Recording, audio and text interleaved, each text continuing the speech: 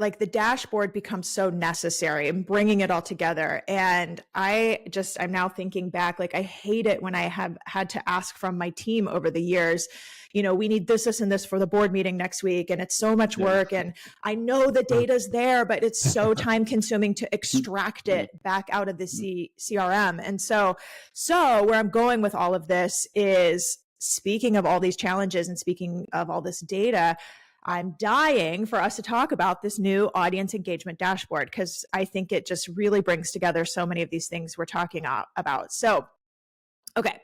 So I just want to rip off the Band-Aid. I mentioned like all these different challenges, and I guess my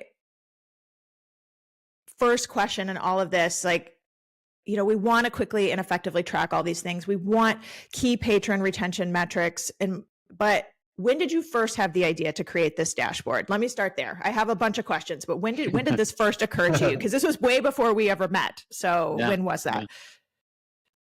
It's not ages ago. It is a year ago or something, because we also know from our own experience this requirement. And when there's one thing that's dangerous for board work, it is that you create data for the board, because then what happens is the board tells you, what was the development since last? Now want to work on you. Yeah, but the data did actually not come from our systems. It's something we had to sit and collate for this meeting.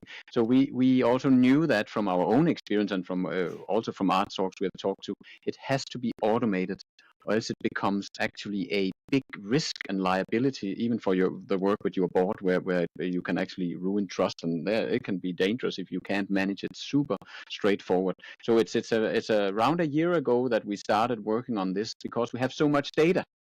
We knew analytics a bit, we talked about our background. We knew having a lot of data, there's insights to be had. And one thing is that we also are planning a casting solution for opera companies and stuff, because we have data on thousands and thousands of artists and for symphony orchestras. But what about this whole audience idea? And then we sat down and thought, but we don't have audience data. We don't have ticketing data in our system. Can't we somehow make it easy for orgs to still get this insight that we can deliver? In software, there's something called a data engineer. Those are experts in using machine learning and AI models.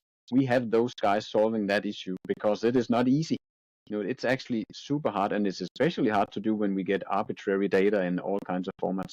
The reason why it's hard to do is that it's not like a filter in your data. Show me the ones who bought more than 2 tickets. Show me the ones that bought 5 tickets in this time period. That all CRMs can normally do very, very well. But when we start adding those sets, and this, but not, then it gets super complex. And the reason why most CRMs don't have it is because it's a very, very bespoke requirement that's super hard to develop. It will actually return wrong results in many cases, because it gets very technical. It's about joining sets, and behind the scenes run something called SQL normally, and set joining in SQL is just super hard to get right. Yes, that's the technical reason for this. So we have data engineers working on it.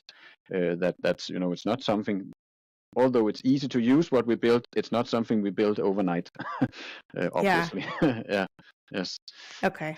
Thank you for that, because this helps illuminate. I don't know how exciting that was. Now I just talked about that your listeners are maybe not too excited about joining sets, but that's the reason they can now live without joining sets. I think at least we can say that we have solved this problem.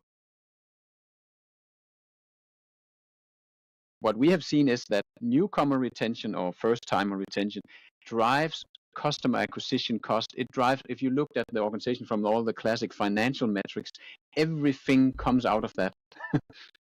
If you only work on that and nothing else, then everything improves in the organization over time. So and I think that's also what you are working on. But you can actually, if you don't have no bandwidth to work on anything else, then just do that. You will see amazing results on all your metrics.